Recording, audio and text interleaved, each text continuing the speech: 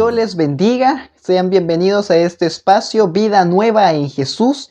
Me alegra mucho saludarlos, esperando que cada uno de ustedes se encuentre muy bien en sus hogares, disfrutando de una relación con nuestro Señor Jesucristo, que es lo más importante en esta tierra. Hoy quiero compartir con ustedes algo muy importante que he titulado Lo que Dios desea de nosotros. ¿Cuál es la voluntad de Dios? ¿Qué es lo que Él espera de nosotros como sus hijos? Y desear conocer la voluntad de Dios no tiene que ver principalmente con nuestras circunstancias, en nuestro trabajo o con quién debemos casarnos. ¿Y Dios se preocupa por tales cosas? Claro que sí, Él se preocupa por ellas. Pero si solamente buscamos las respuestas a estas interrogantes, no descubriremos la parte más importante y fundamental de la voluntad de Dios. Y hay cosas profundas y maravillosas que Dios quiere que averigüemos sobre Él. Y cuando lo hagamos, encontraremos que las respuestas que necesitamos para la vida diaria pronto se vuelven evidentes. Cuando nosotros dejamos a un lado nuestros pensamientos y nuestros planes y dejamos que Dios obre en nosotros y nos enfocamos en Él, entonces Él responderá a nuestras peticiones, Él nos dará las respuestas de las preguntas que le hemos hecho a Él.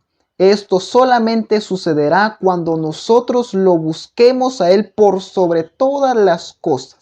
Porque la palabra en Mateo 6:33 dice, buscad primeramente el reino de Dios y su justicia, y todas las demás cosas os vendrán por añadidura. Entonces, veamos lo que Dios desea. ¿Cuál es la voluntad de Dios? Y Dios desea que todos los seres humanos lleguen al conocimiento salvador de Jesucristo y por medio de Él lo conozcan de un modo personal e íntimo.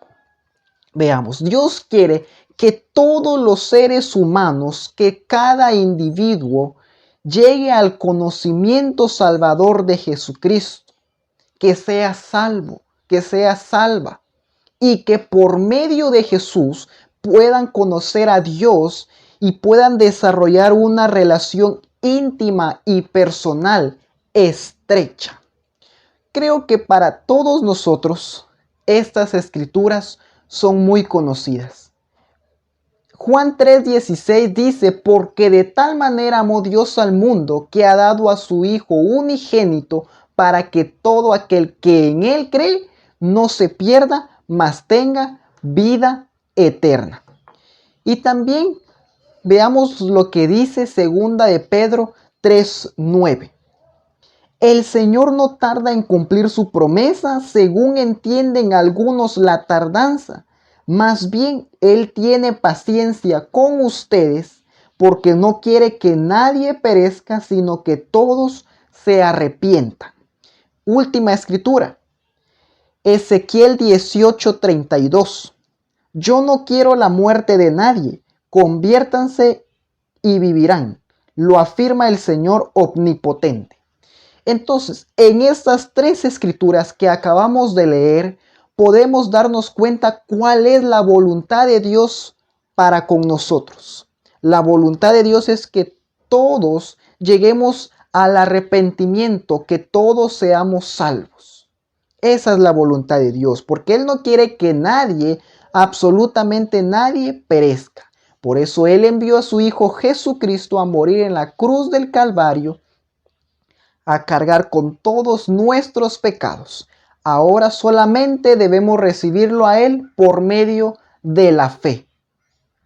Y cuando nosotros conocemos a Dios de una manera profunda e íntima, resulta más probable que sepamos las respuestas a cuestiones como dónde debemos trabajar, con quién debemos casarnos, qué decisiones debo tomar ante situaciones difíciles. Cuando nosotros conocemos a Dios y sabemos quién es Él, que Él está a nuestro favor y nunca en nuestra contra, entonces la vida resulta más fácil. Por eso es importante pasar tiempo con Dios. Cada día estar en constante comunicación y comunión con Él.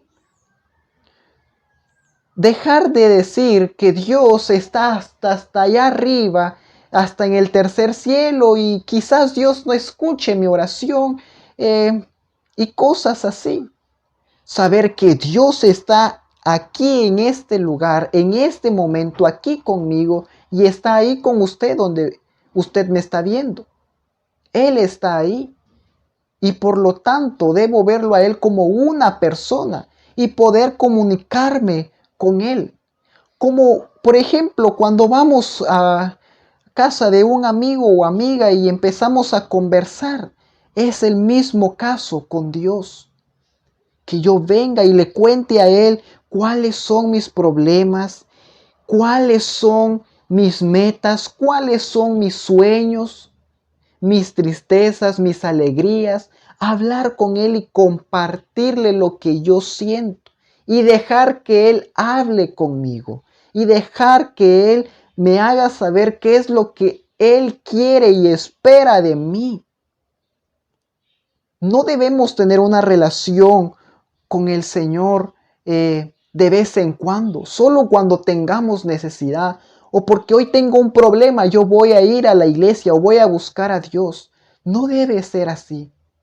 No debemos buscar a Dios solo por necesidad. Debemos buscar a Dios porque verdaderamente nuestro espíritu y nuestra alma lo anhela, lo necesita. Buscar a Dios debería ser algo vital, que así como necesitamos el aire para poder respirar y estar vivos, así debería ser buscar al Señor. Algo que si no lo buscamos, que si no lo tenemos presente, nos morimos. Ahora veamos lo que dijo Pablo en Filipenses 3, 8 al 10.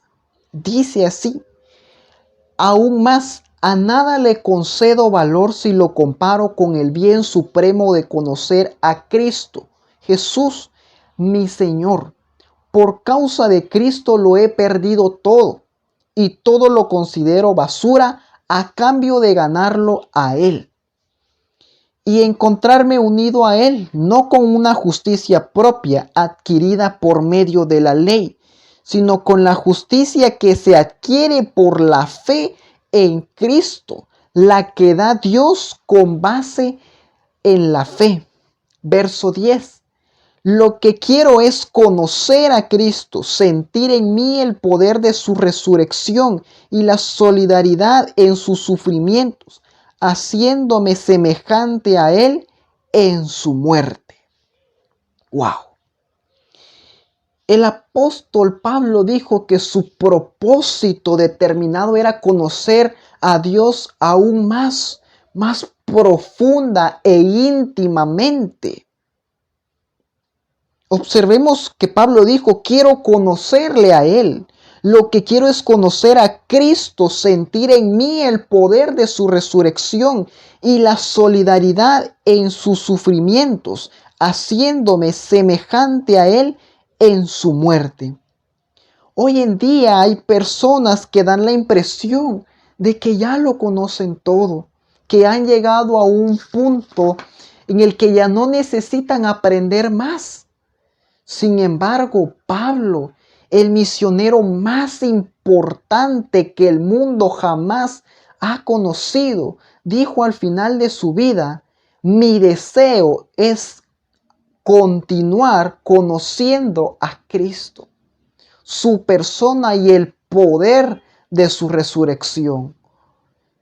Y uno podría pensar que ya que él fue inspirado por el Espíritu Santo a escribir 2/3 partes del Nuevo Testamento, debería haber conocido a Dios. Y estoy seguro y convencido de que así era. Sin embargo, él deseaba conocerlo cada vez más. Ahora, mi pregunta ¿es el anhelo de nuestro corazón conocer a Dios de una manera más profunda? ¿Verdaderamente es el deseo de nosotros cada día conocer más a Jesús, conocer más a Dios, quién es Él y lo que Él desea de nosotros? Reflexionemos por un momento en esta pregunta. Y como lo dije anteriormente, No debemos tener una relación casual con Dios, solamente cuando tengamos necesidad. No debe ser así. Debemos buscar a Dios cuando las cosas van bien y cuando las cosas van mal. Amén. Punto número 2. Dios desea que seamos como Jesús en todo, trabajando con el Espíritu Santo para alcanzar la madurez espiritual y el carácter de Dios. Y este es un objetivo de toda la vida. Y uno que en lo personal encuentro emocionante e interesante. Cuando en verdad amamos a Dios, queremos hacer todo lo que Él desea y nada de lo que no desea que hagamos. Queremos ser cada vez más como Él, reflejar el amor de Dios, reflejar y dar testimonio a las personas de que verdaderamente somos hijos de Dios. Veamos lo que dice Romanos 12, 1 al 2. Por tanto, hermanos míos, les ruego por la misericordia de Dios que se presenten ustedes mismos como ofrenda viva, santa y agradable a Dios. Este es el verdadero culto que deben ofrecer. No vivan ya según los criterios del tiempo presente. Al contrario, cambien su manera de pensar para que así cambie su manera de vivir y lleguen a conocer la voluntad de Dios, es decir, lo que es bueno, lo que le es grato, lo que es perfecto. Veamos que aquí en Romanos 12:1 dice que presentemos nuestros cuerpos como ofrenda viva, santa y agradable a Dios. Y creo que cada mañana nosotros debemos, al despertarnos, presentarnos delante del Señor y decirle: Dios, aquí estoy, me entrego por completo a ti, te entrego mi cuerpo, mi ser, mi espíritu y mi alma, mis sentimientos, mis emociones, mi voluntad, mi mente, te la entrego a ti.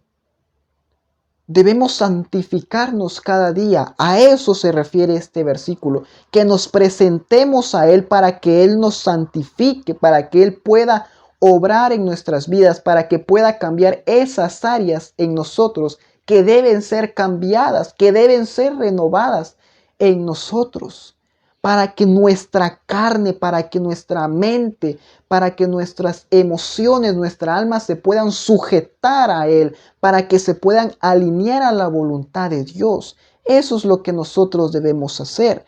Y dice en el verso 2, no vivan ya según los criterios del tiempo presente. Al contrario, cambien su manera de pensar para que así cambien su manera de vivir y lleguen a conocer la voluntad de Dios. Es decir, lo que es bueno, lo que le es grato y lo que es perfecto.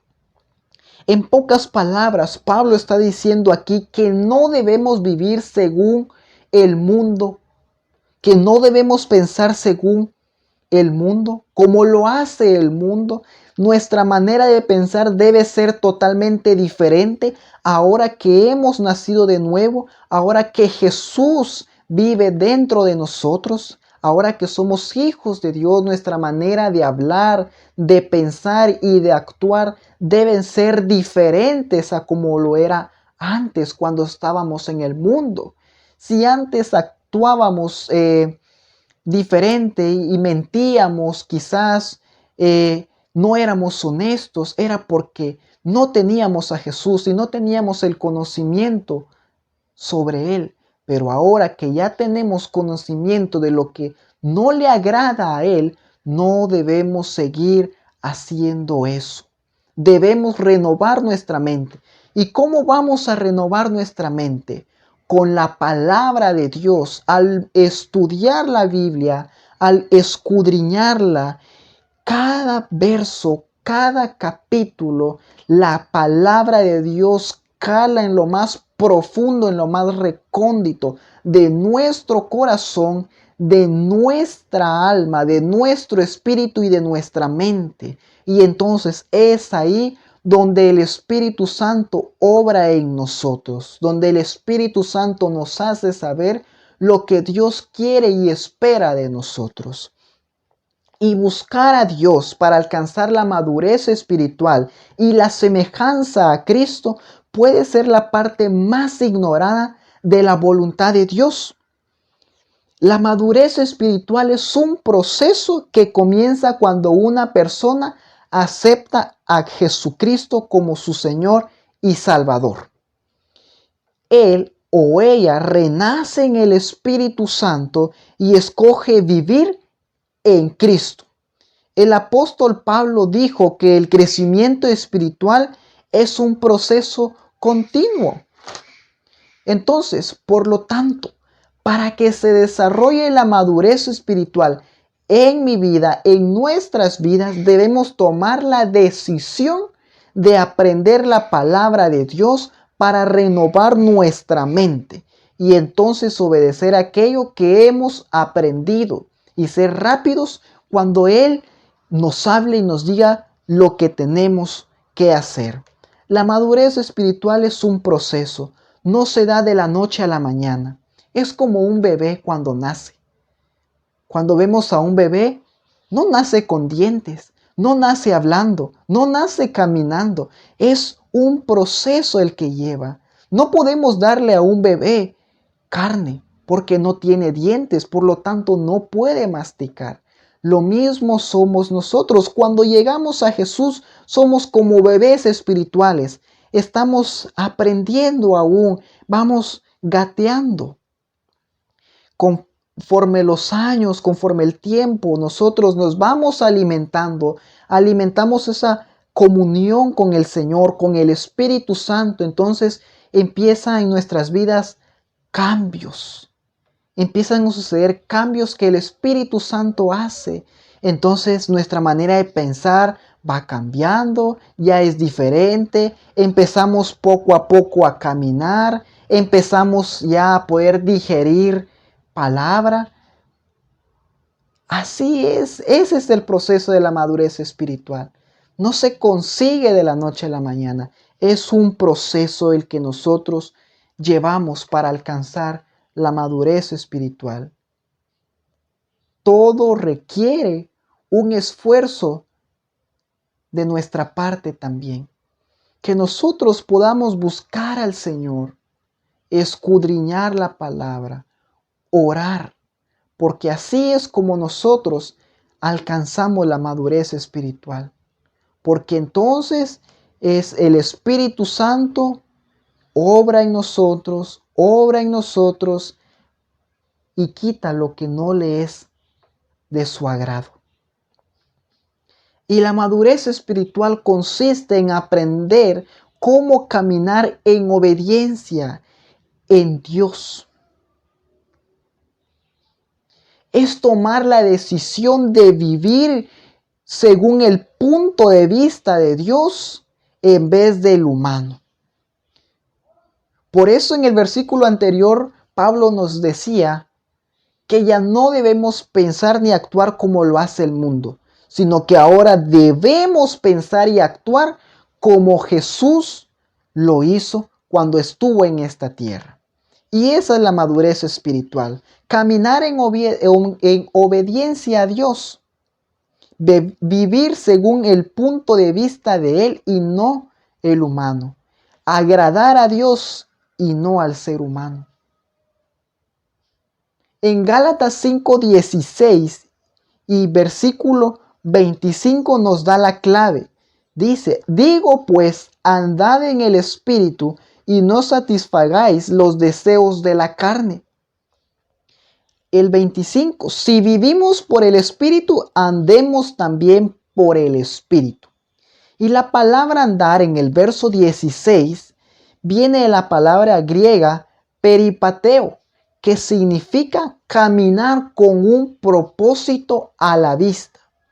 Y la palabra andar en el verso 25 ha sido traducida de otra palabra griega, estoicheo, y significa paso a paso, un paso a la vez. Vean, ¿no es eso maravilloso? es aprender a caminar bajo la instrucción de otra persona. ¿Y quién es esa persona? Es el Espíritu Santo, ya que el Espíritu Santo mora en nosotros los creyentes, por lo tanto debemos andar también bajo el control y la guianza de Él, porque Él nos guía a toda verdad. Él nunca nos guiará a lo incorrecto, a la mentira. Él nos guía a la verdad. Y dice la palabra en Romanos 8:14 que todos los que somos guiados por el Espíritu de Dios, estos son hijos de Dios. Entonces, cuando nosotros nos convertimos en hijos de Dios, nos fue dado todo lo que necesitábamos en Cristo para llegar a ser un creyente espiritualmente maduro. Sin embargo, nosotros somos responsables de tomar esa decisión. El Espíritu Santo está dispuesto, disponible para trabajar en nosotros.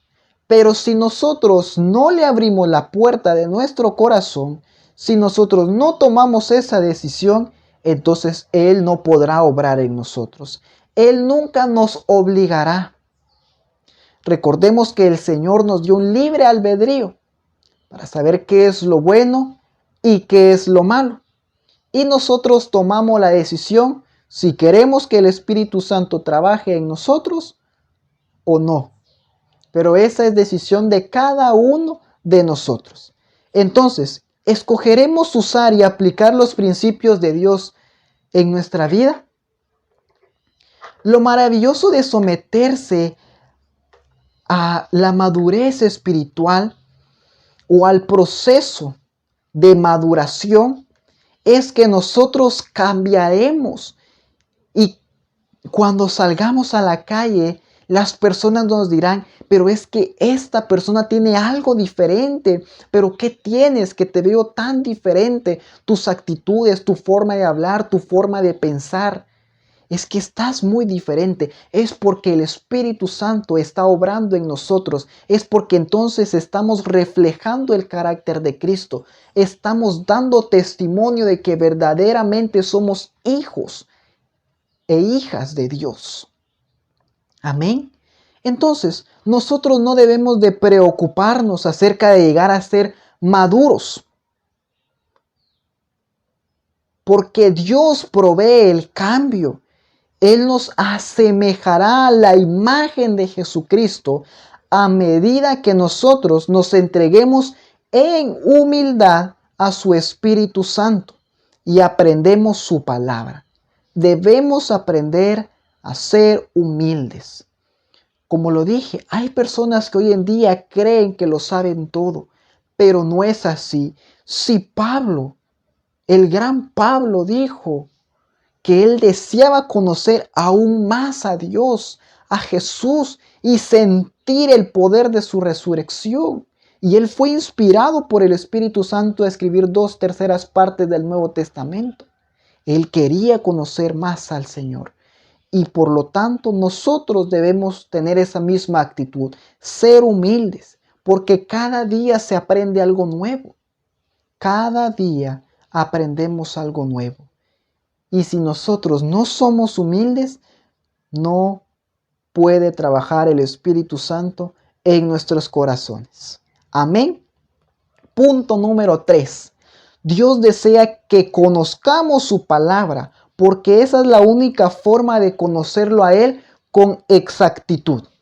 Su palabra tiene el poder para transformarnos a la imagen de Él cada vez más con gloria.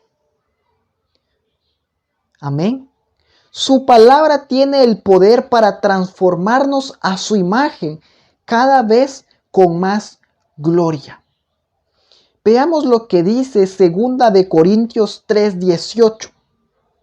Por eso todos nosotros, ya sin el velo que nos cubría la cara, somos como un espejo que refleja la gloria del Señor, y vamos transformándonos en su imagen misma, porque cada vez tenemos más de su gloria.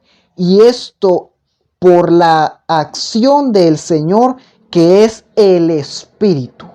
Veamos, dice, por eso todos nosotros ya sin el velo que nos cubría la cara, era aquel velo que nos cegaba el entendimiento, que nos cegaba y que nos impedía poder conocer a Jesús, conocer lo que Él había hecho por nosotros en esa cruz, cuando Él fue a dar su vida por todos nosotros, conocer su obra redentora.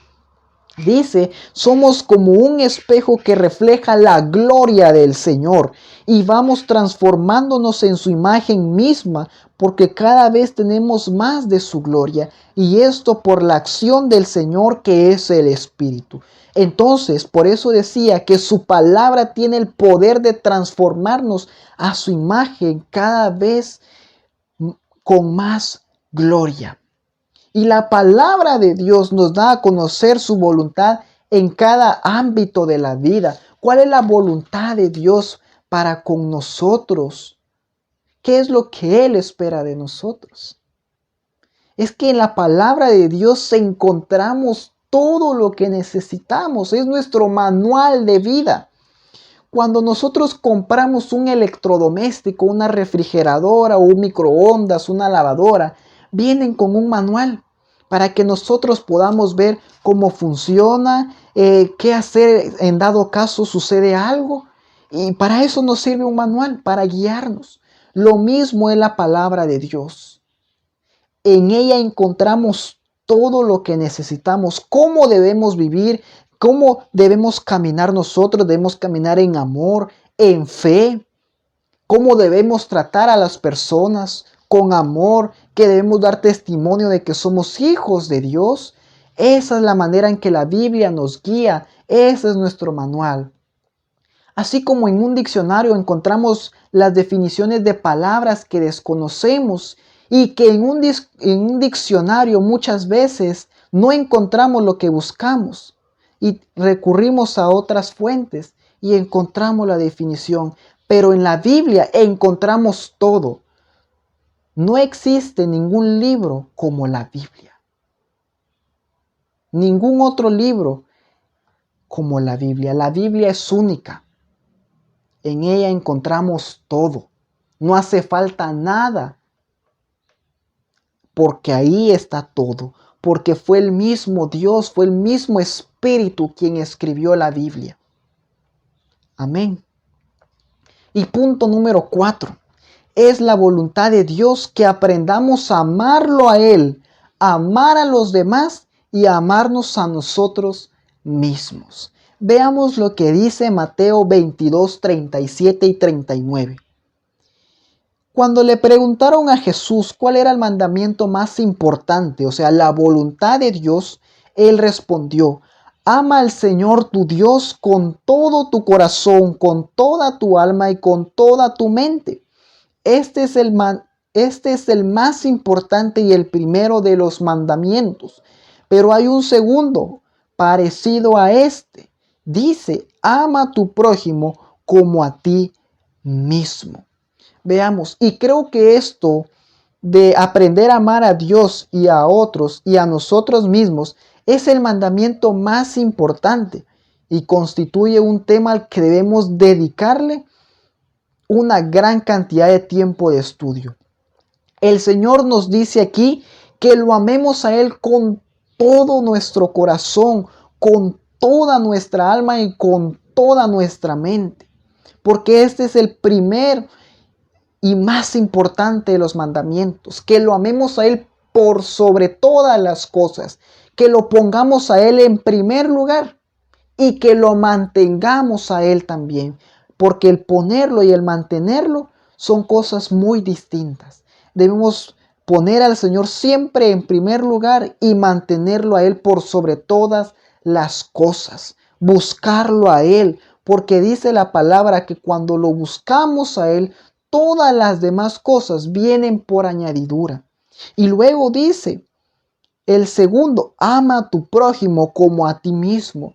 Debemos amar a nuestro prójimo como nos amamos a nosotros mismos.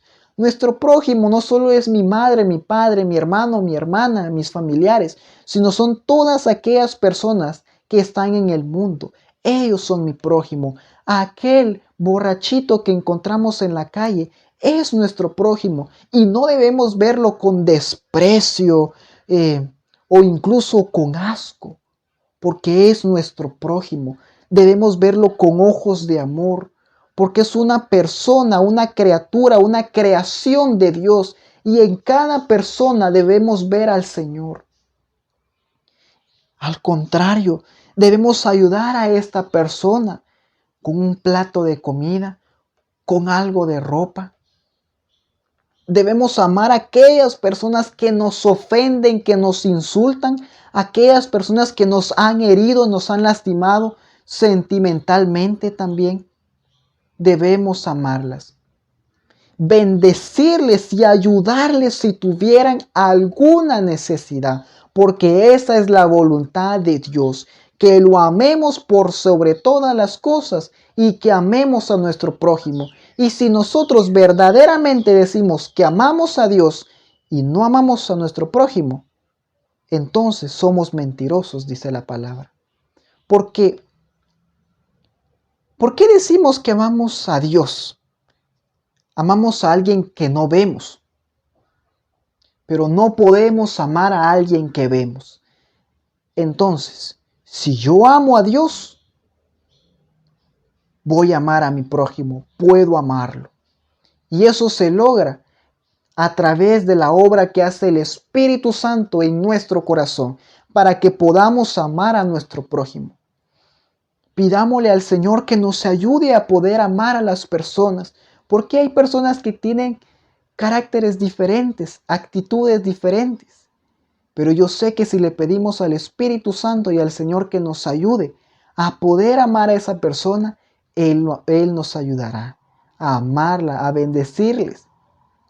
Y saben, cuando hacemos eso, cuando nosotros venimos y amamos a nuestro prójimo, no importando lo que nos haya hecho, le hemos dado una patada en la cabeza al diablo y le hemos dicho: yo amo al Señor, yo amo a mi prójimo y soy guiado por el Espíritu Santo.